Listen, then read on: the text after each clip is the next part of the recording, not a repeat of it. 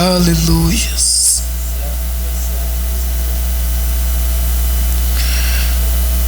Abra sua Bíblia comigo no livro de 2 Samuel.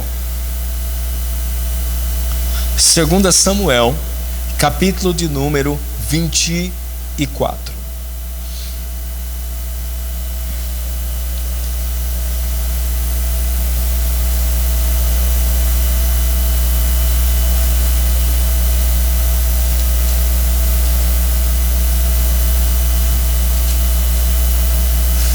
Segunda Samuel, capítulo de número 24, a partir do verso 14. Aleluias. Tu és santa. Como tu és santo, meu Deus. Então disse Davi a Gade: estou em grande angústia, porém caiamos nas mãos do Senhor, porque muitas são as suas misericórdias, mas nas mãos dos homens não caiam eu. Então enviou o Senhor a peça a Israel desde pela manhã até o tempo determinado, desde Dan até Berseba morreram 70.000 homens do povo.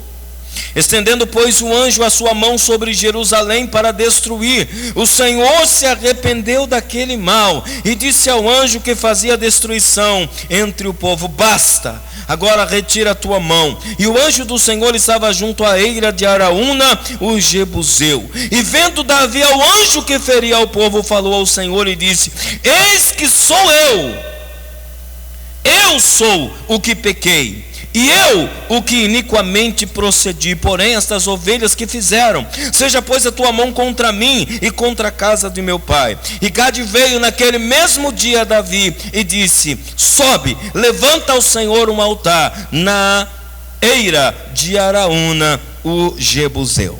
Amém? Que Deus abençoe a porção da sua palavra. Você pode se assentar. Aleluias.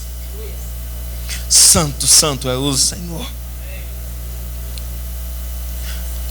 Há um barulho aqui nos instrumentos. Fecha os instrumentos, por favor. Deixa só o meu microfone aberto, please.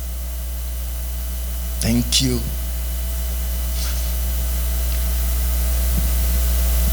Esse texto que nós lemos, e eu quero compartilhar com você, fala sobre algo que Davi fez,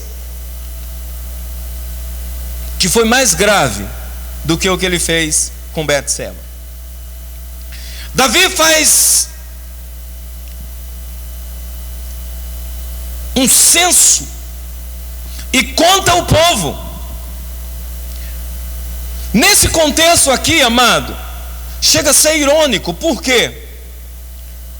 Nesse exato instante em que Davi volta da batalha, nesse exato instante em que Davi volta da guerra, algo subiu ao seu coração.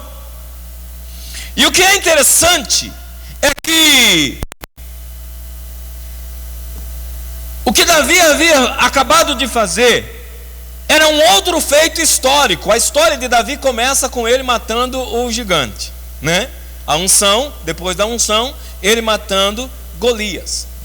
Se você vê os capítulos anteriores dentro desse contexto, ele mata agora o irmão de Golias, que era outro gigante. Só que alguma coisa estava mudada em Davi. Quando ele mata Golias, o primeiro gigante, ele não tinha exércitos, ele não tinha armas, ele não tinha aparato algum.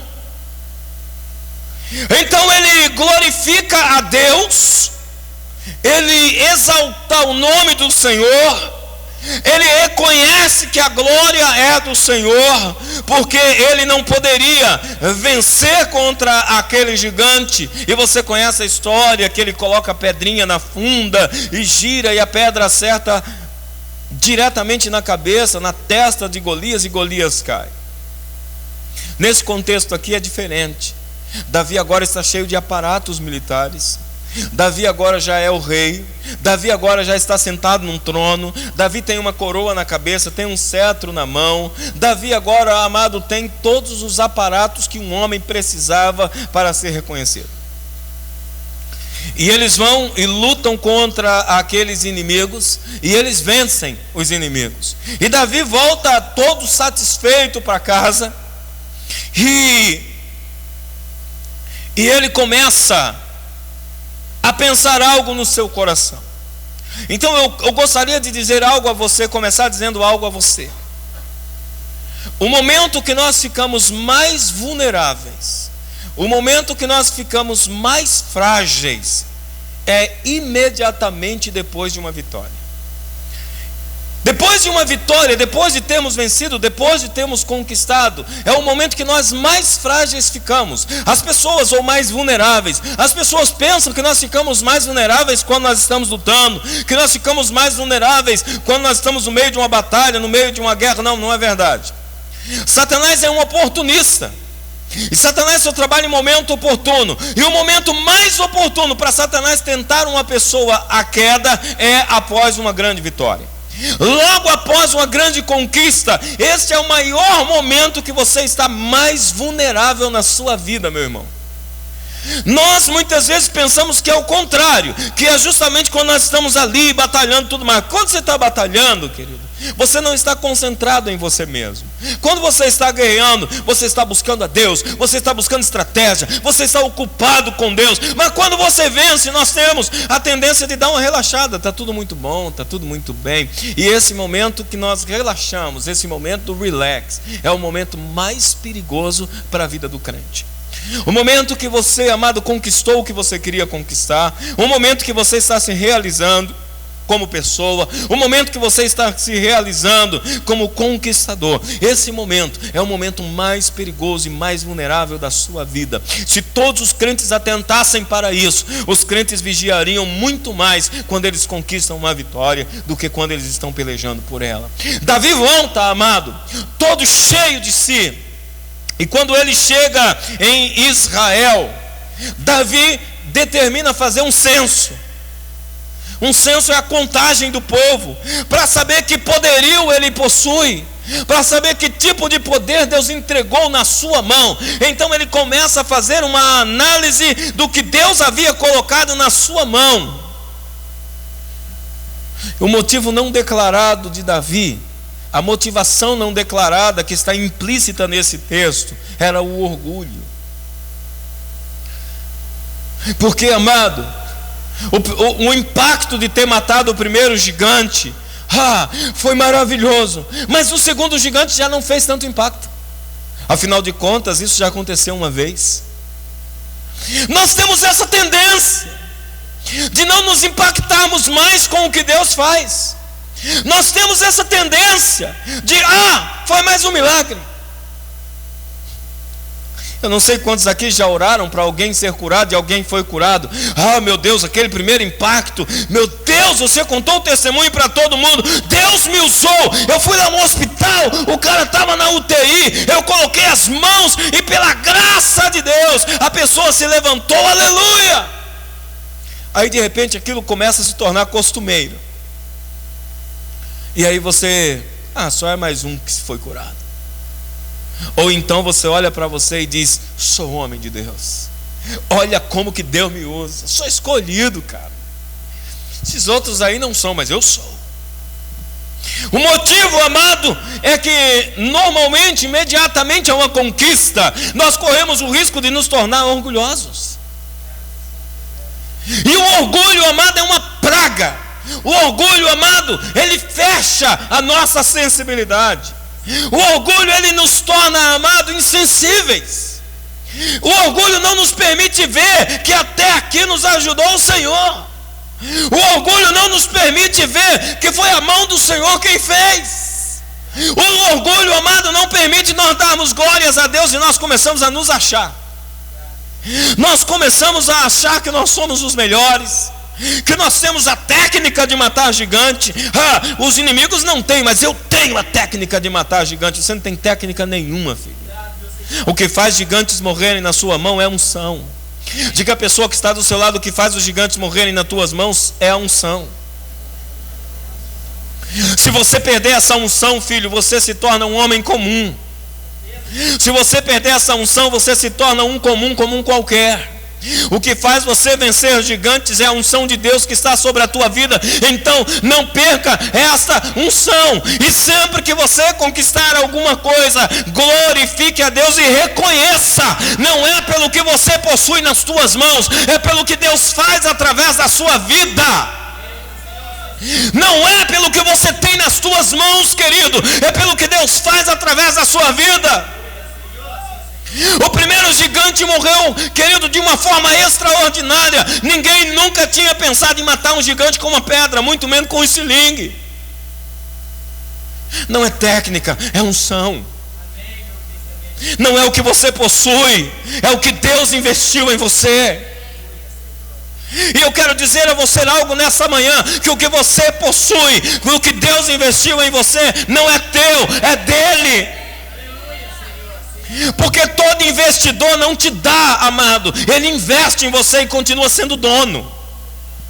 Então o que você tem não é teu, é dele, para ele, por meio dele, porque para ele, por meio dele são todas as coisas, diz a palavra de Deus. Eu não posso me esquecer, querido, quem é que está agindo? Quem está agindo é o Espírito de Deus através da minha vida e não sou eu. Diz a palavra de Deus que o orgulho, amado, brota no coração de Davi. O maior pecado de Davi não foi o adultério. O maior pecado de Davi foi o orgulho. Quantas pessoas morreram quando Davi pecou? Quantos de Israel morreram quando Davi pecou? Somente o filho. Porque todo pecado tem sua consequência. Quando Davi adulterou, o filho que Betseba engravidou dele morreu. Agora, quando o orgulho brotou no coração de Davi, querido, 70.000 homens morreram. Irmãos, 70.000 homens. Existem cidades que não têm esse número de pessoas. Uma cidade com 70.000 pessoas é uma big de uma cidade. Por causa, amado, do orgulho de Davi, morreu mais gente no orgulho de Davi do que no pecado de adultério dele. O orgulho, amado, é um pecado muito maior. E muitas vezes nós achamos que o que traz escândalo que é o maior pecado, né? Porque nós temos essa tendência de colocar pecados, né, grades no pecado, né? Nós temos a tendência de graduar pecado, né? Esse tem faculdade, né? Esse é primário. Não existe pecadinho nem pecadão. O que existe é consequências maiores. E uma das maiores consequências na vida de um homem é o seu orgulho. E às vezes, amado, o orgulho, sabe por que o orgulho ele é mais perigoso do que qualquer outro pecado escandaloso? É que o orgulho é silencioso. As pessoas não sabem quem você é de fato.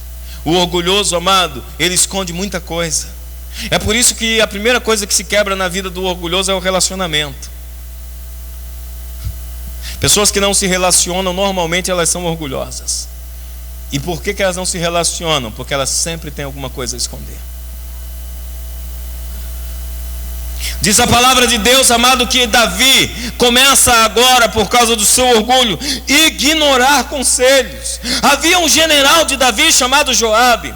Chamou o rei e disse assim, a partir do verso 3, ele dá um conselho maravilhoso para Davi. Quando Davi chama ele, diz assim: olha, vai contar ao povo, eu quero saber que poder que nós temos aqui, porque os nossos inimigos não param diante de nós, nós devemos estar muito forte, cara.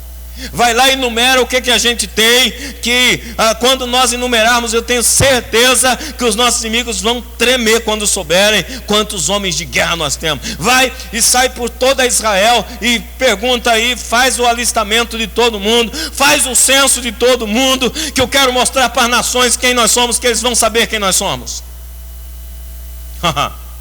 E diz a palavra de Deus que Joabe disse ao rei: não faça isso, rei. Não faça isso, isso é orgulho. Não deixa, porque nós faríamos dessa forma? Isso é uma loucura. Agora os olhos do rei estão voltados, meu Senhor, para ver isso, mas é a mão do Senhor quem tem feito todas estas coisas. Não é melhor deixar do jeito que está e continuar glorificando a Deus? A Bíblia diz assim: o rei prevaleceu contra Joabe. Sabe o que é prevaleceu? O cara bravejou, falou assim: ó, você cala a tua boca, quem manda aqui sou eu sou o rei, você faz o que eu te mando, você obedece e não discute. Joabe disse: tá bom, você é o rei, eu faço.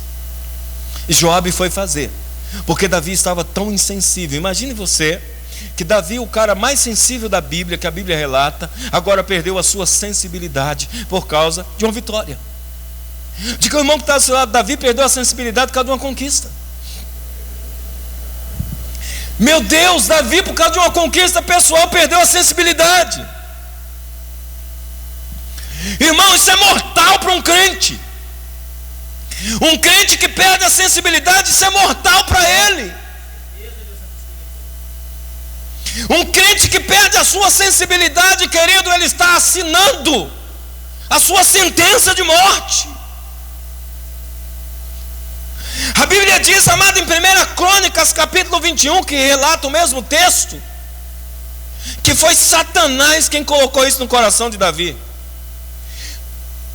1 Crônicas capítulo 21, verso 1: Satanás colocou no coração de Davi fazer o censo. Satanás incitou a Davi para mostrar poderio. Davi, quando acontece isso, querido, ele perde a comunhão imediatamente. Ele, na sua autoconfiança, Davi não orou ao Senhor para perguntar o que Deus achava. E mesmo sem ele ter orado, Deus ainda levanta um conselheiro para dizer para ele: filho, não faça isso. Meu querido, quão bons são os conselheiros.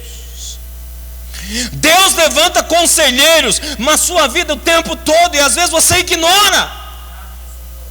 Porque quando nós nos tornamos orgulhosos, nós nos tornamos ignorantes juntamente.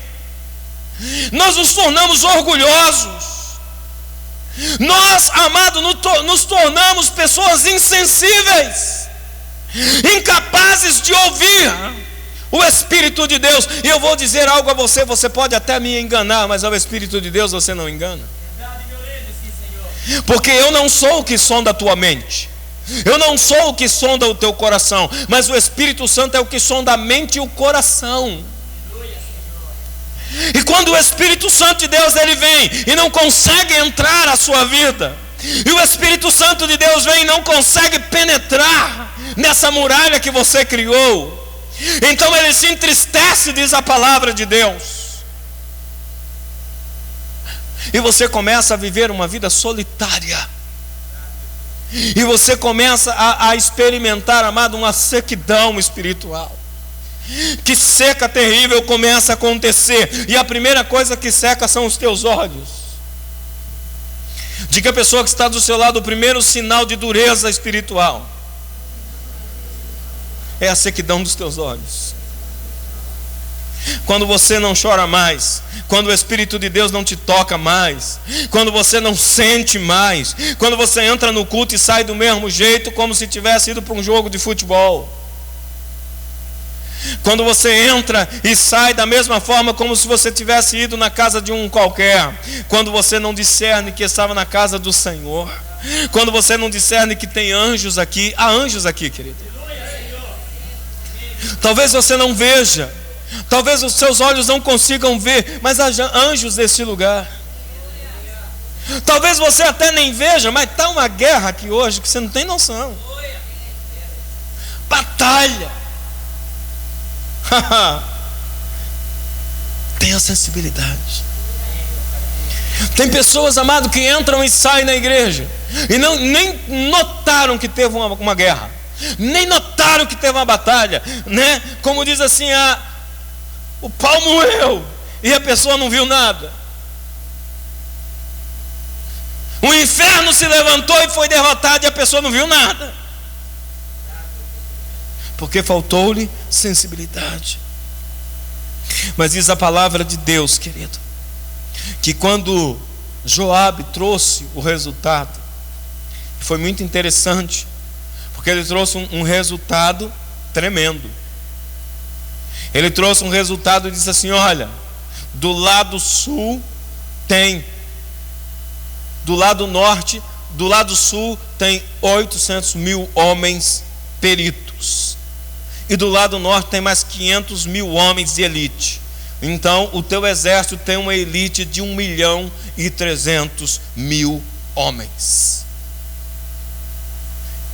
E Joabe olhou para ele e disse assim: e agora, o que é que você sentiu com essa notícia?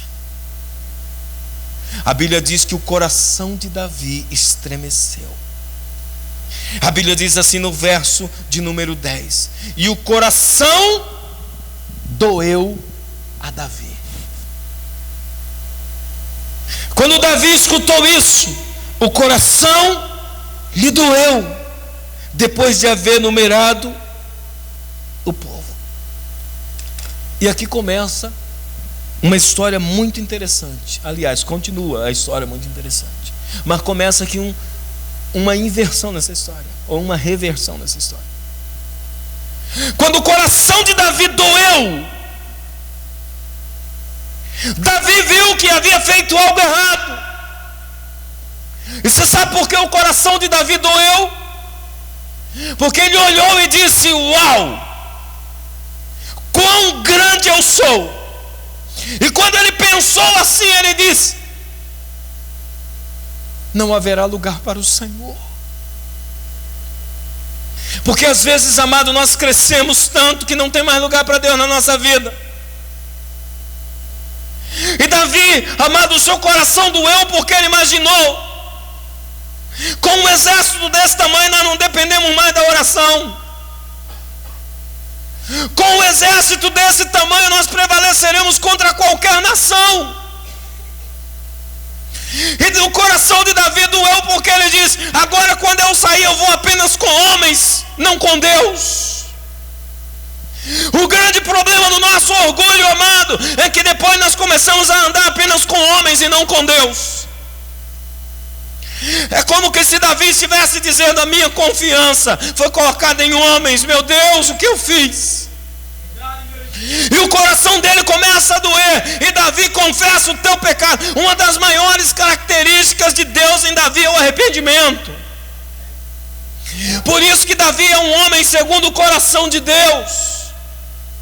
Davi se torna e é chamado homem segundo o coração de Deus, porque tem arrependimento. E ele diz assim: eu pequei.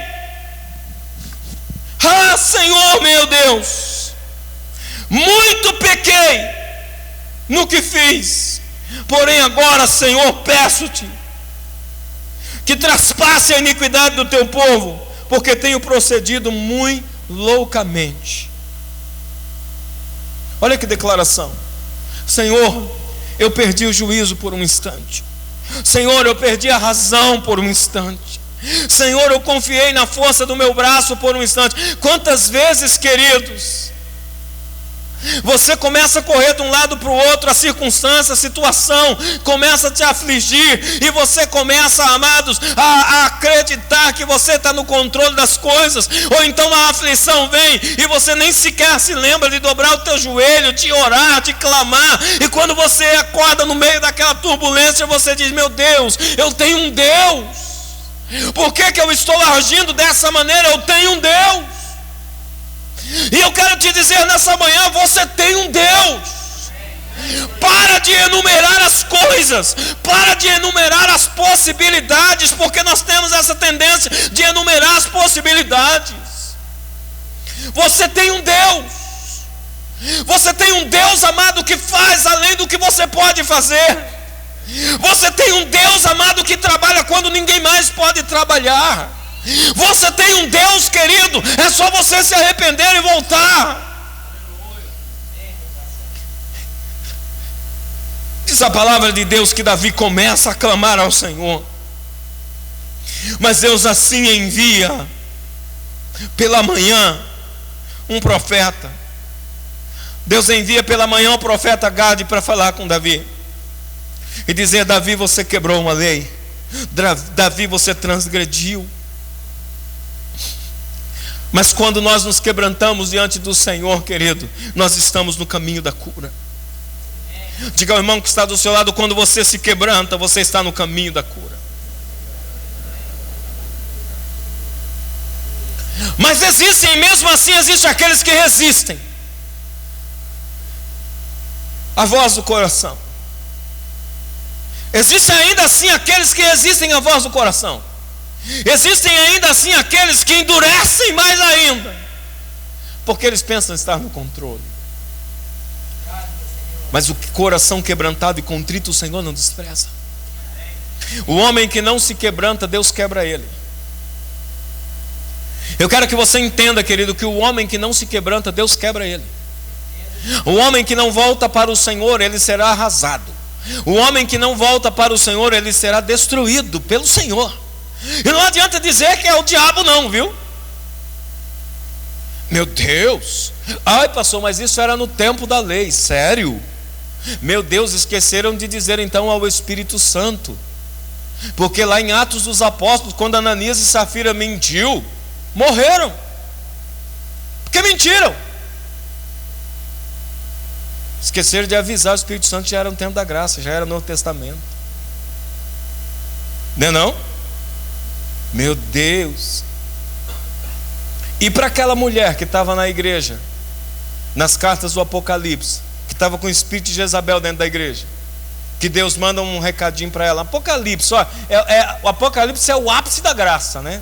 Que é o último livro, né? Então, se existe assim, graça sobre graça, é Apocalipse, que fala do céu, que fala de morada celestial, que fala que não haverá mais dor, que fala um monte de coisa, mas manda um recado.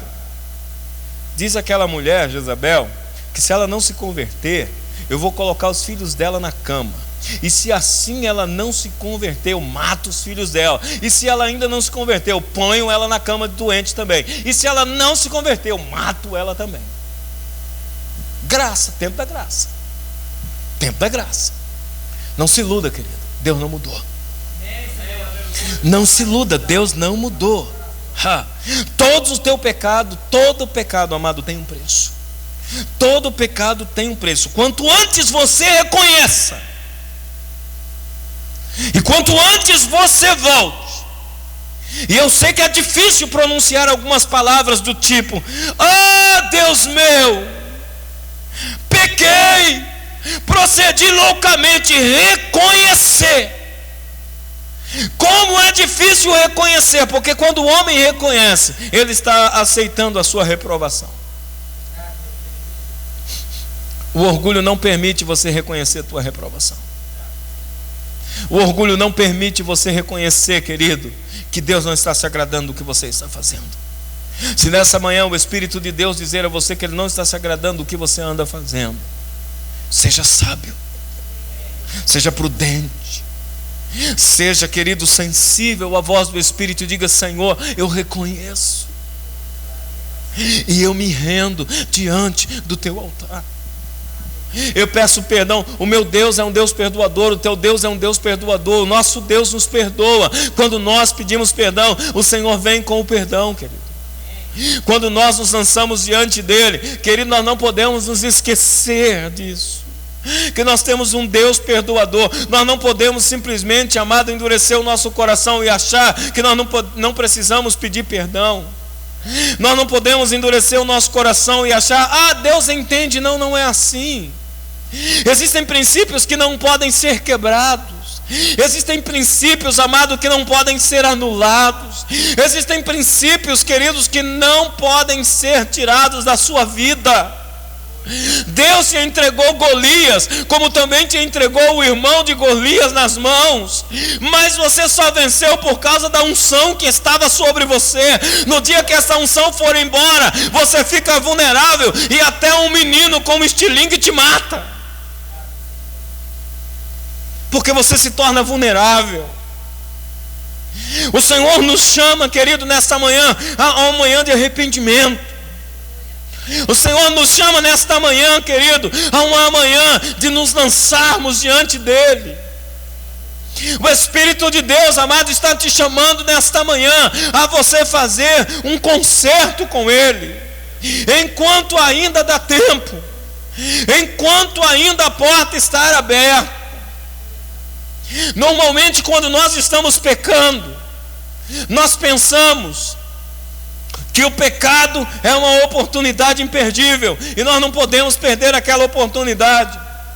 Deixa eu lhe dizer, Eu não sei aonde que eu li algo que dizia assim: o pecado, eu não me lembro onde eu li, mas eu li uma matéria que dizia assim: o pecado é um péssimo jardineiro, porque ele entra no jardim da alma e ele começa a arrancar todas as plantas que ao longo dos anos foram plantadas, dizendo que está reformando. E a sua alma fica feia, porque o pecado tem o poder de enfeiar as pessoas. O sentimento das pessoas ficam embrutecido. O primeiro sinal de que uma pessoa está pecando, amado, é quando ele fica muito agressivo. O pecado torna a pessoa agressiva. Segundo, amado, torna essa pessoa insensível e o rosto dela se transforma. A pessoa, amado, que está no pecado, ela começa a ficar feia, fisicamente, porque o pecado deixa a pessoa feia. O pecado deixa a pessoa, amado, desfigurada, porque vai minguando a pessoa. O pecado vai minguando a pessoa, e aquilo que a pessoa pensava que era uma oportunidade de realização pessoal, na verdade, o pecado não abre portas. O que mais o pecado faz, no seu ápice, é abrir sepulturas. Diga ao irmão que está do seu lado: o pecado não abre portas, querido. O pecado abre sepulturas. Meu Deus, que temor. Pecados, amado, não abrem porta, pecados abrem sepulturas. Pois a alma que pecar, essa morrerá, diz o Senhor. E a menos, amado, que esse homem ou essa mulher confesse, se arrependa, pronuncie palavras difíceis como pequei, agi loucamente, mas o Senhor é um Deus que perdoa. O Senhor é um Deus que restaura. Deus é um Deus que restaura, querido. É um Deus que perdoa. Mas Deus não perdoa aquilo que não é confessado. Aquilo que não é exposto, não há arrependimento, então não há perdão. A Bíblia nos diz, amado, que o profeta visita Davi e diz assim: você vai ter consequências do que você fez. Presta atenção, apesar de Davi ter se arrependido, as consequências não é retirada. Eu quero que você escolha entre 3 coisas, você vai ter que escolher uma, porque o teu pecado não vai ficar impune. 3 anos, 3 meses ou 3 dias. 3 anos de fome,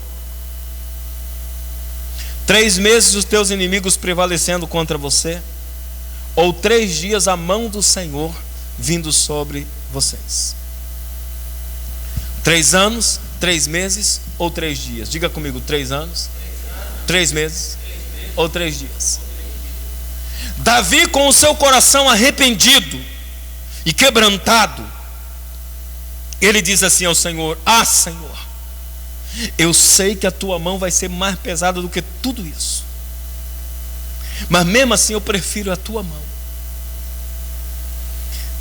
Eu não prefiro a fome e a seca para que o povo não seja castigado. Eu não prefiro que os meus inimigos prevaleçam contra mim para que eles não se gloriem contra o Senhor. Eu sei que a tua mão é pesada. Diga ao teu irmão: a mão de Deus é pesada. A mão de Deus é pesada, querido, mas eu tenho uma notícia boa, porque mesmo com essa mão pesada, a misericórdia dele é maior. O peso da misericórdia de Deus é maior do que o peso da sua mão, aleluia. Eu, se fosse você, glorificaria a Deus, porque as suas misericórdias são as causas de nós não sermos consumidos, porque ela se renova a cada manhã, diz a palavra de Deus. O motivo de eu me alegrar do Senhor é a sua misericórdia infindável. Davi diz: a tua mão com certeza é mais pesada do que tudo isso, mas eu quero ser corrigido pela tua mão, porque o Senhor é um Deus de misericórdia e o homem não tem misericórdia.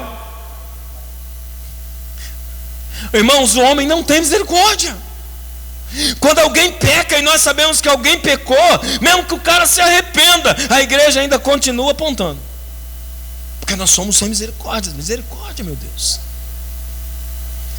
Mas a mão do Senhor, ela vem te lavando, ela vem te limpando, ela vem te transformando. Nesse momento aqui, amado, já não havia orgulho, aleluias. Nesse momento aqui, o orgulho do coração do Davi já não estava mais nele. Aqui, amado, nesse instante, amado, o orgulho de Davi, querido, havia saído dele. Havia um homem quebrantado, havia aqui um homem humilhado diante do Senhor e dizendo: restaura-me, ó Deus, restaura-me, Senhor. E deixa eu dizer algo a você: não importa o quanto você consiga esconder, o pecado não consegue ficar escondido por muito tempo. Jesus disse assim: até o que você faz embaixo da cama, um dia será levado para o telhado. Não pense você que você é esperto demais, que você pode pecar e ninguém nunca vai descobrir. Isso é uma mentira do cão para a sua vida. É por isso, amado, que você tem que vigiar. Sabe aquelas oportunidades que aparecem que assim ninguém nunca vai saber? Mentira do cão. Deixa eu dizer para você: primeiro, que nada escapa dos olhos do Senhor. Segundo, que Deus tem os seus profetas. Irmãos, e profeta é dedo duro, tá? Que?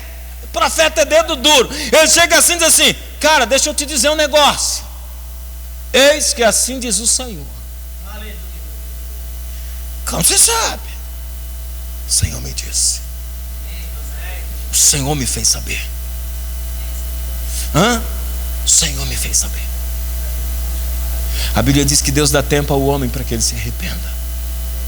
E não havendo arrependimento, vem o arrebentamento. Não havendo arrependimento, vem a quebradeira, querido. Você ainda tem tempo.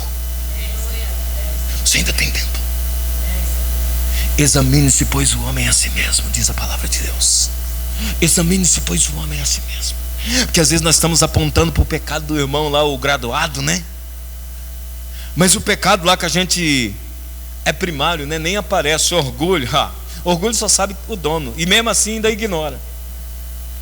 Eu nunca vi ninguém chegando assim dizendo: pastor, como eu sou orgulhoso. Pastor, eu me orgulho do meu orgulho. Nunca vi ninguém dizendo isso. Mas por incrível que pareça, eu já ouvi alguém dizendo para mim assim: pastor, eu sou muito humilde.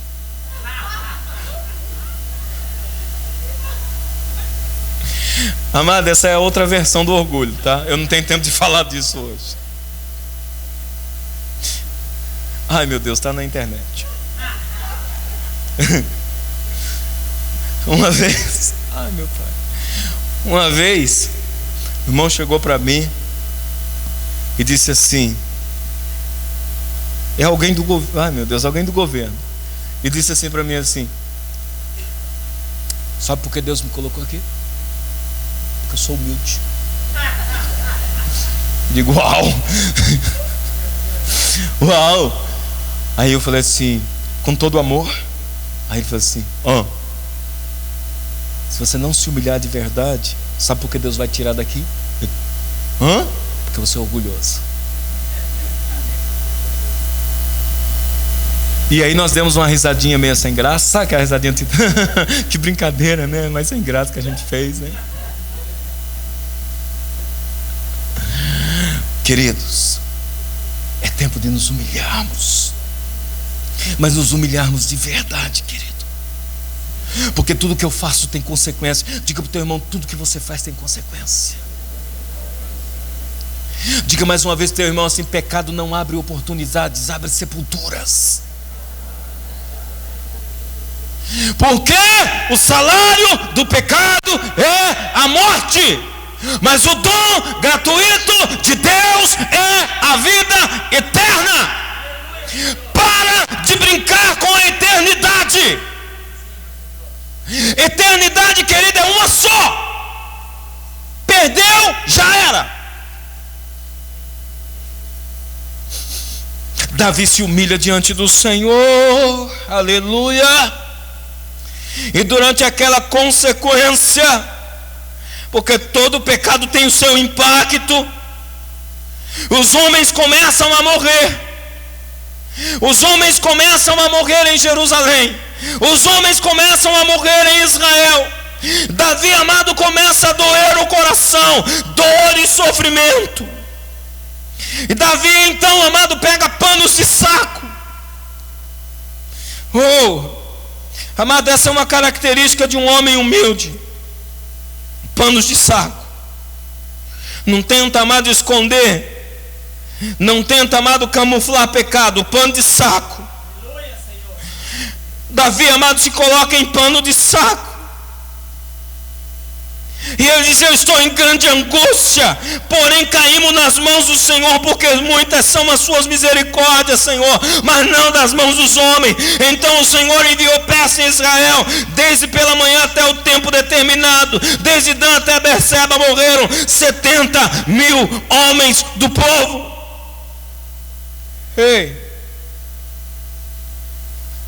E de repente Deus estendeu a mão sobre Jerusalém. Mas quando Deus estendeu a mão sobre Jerusalém, havia um homem de joelhos em panos de saco. Quando Deus estendeu as mãos, amado, para acabar com Jerusalém, sabe o que Deus ia fazer, amado? Deus ia destruir o centro da adoração por causa da insanidade de um cara. Jerusalém, amado, na Bíblia é referência do centro da adoração, onde os povos subiam e sobem até hoje para adorar ao Senhor. A insanidade de um homem era capaz de atrapalhar a adoração, acabar, de fazer Deus ficar tão enojado daquilo que Deus não queria nem receber mais. Mas de repente Deus vê o adorador. Porque adoração não é coisa mecânica, adoração não existe sem o adorador. Diga ao teu irmão: adoração não existe sem o adorador, querido. Adoração não existe sem o adorador. Você é um adorador, não importa o que você esteja fazendo, você continua sendo um adorador, porque você nasceu para isso. Só uma atitude do teu coração pode mudar isso hoje. É você se lançar em panos de saco, se humilhar, não ter vergonha, querido, de se expor. Porque quando você se expõe, querido, o Espírito de Deus vem com cura. O Espírito de Deus vem com cura, querido. E diz a palavra de Deus que Davi, sabe o que me chama a atenção? É que no meio daquela adoração Davi viu o anjo. Deus abriu a visão de Davi, e a Bíblia diz assim em Crônicas, que Davi viu o anjo pairado entre os céus e a terra, com uma espada desembainhada. Eu já vi esse anjo. É grande, assustador. É assustador. Grande, enorme, forte. Deus um dia me deu uma visão com detalhes, até da armadura dele, com umas marcas de espadada, uns negócios doidos. Vi a espada, vi tudo, não vou entrar nesses detalhes. Davi estava naquele clamor, quando de repente ele ora para Jerusalém, ele vê o anjo em cima, e ele fala: meu Deus, acabou-se tudo. Sabe quando Deus manda o anjo parar? Que o anjo ia descer para arrasar. Quando Davi diz assim: Senhor, basta, Pai.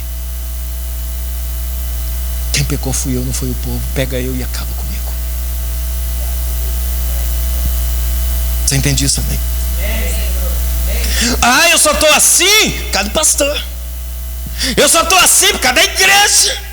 Se a igreja tivesse me visitado, eu não tinha pecado. Para de botar a culpa nos outros. Sabe por que eu fui para o mundo? Porque na igreja tem panelinha, ninguém se envolve. Sabe quando você permanece? Quando você assume. Davi assume e diz assim: Senhor, o anjo está preparado para destruir Jerusalém. Ele diz: não, Jerusalém não, Senhor. Sabe por quê? Porque Davi sempre foi um adorador. E ele diz: não, Senhor, por causa de mim não destrói a adoração, destrói a mim. Quando Davi disse isso, Deus disse assim: anjo, basta, para. Você entende isso, amém? Para, porque eu já arranquei da boca dele o que eu precisava ouvir.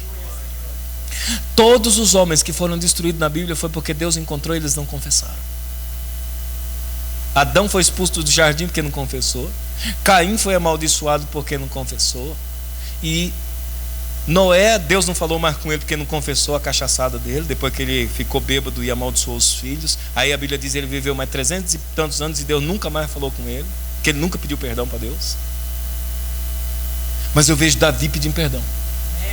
Eu vejo Davi, amado, se humilhando diante de Deus e dizendo: Senhor, fui eu assumo. Vem a tua mão sobre mim, acaba comigo, Deus. Deixa eu dizer um negócio para você. Todas as vezes que eu vi na Bíblia os homens de Deus falando isso, Deus deu foi mais vida e mais ministério para eles. Você lembra de Elias? Ah, Senhor, basta! Dentro da caverna, eu quero morrer, porque eu sou o indigno, o mais indigno de todos esses homens. Eu quero morrer. Deus diz: levanta, come, porque eu tenho um negócio para você. Tem um negócio com você. E depois Deus ainda tomou ele vivo para o céu. Deus diz: gostei de você, cara, eu vou levar você vivo. Todas as vezes que eu assumo,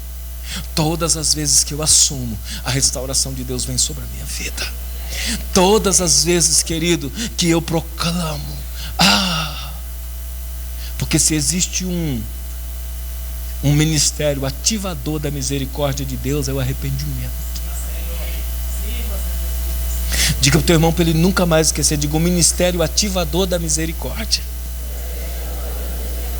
é o arrependimento e a confissão. O arrependimento seguido de confissão é o ministério ativador da misericórdia de Deus sobre as nossas vidas. Quando ele assume aquilo, querido, Deus diz: basta.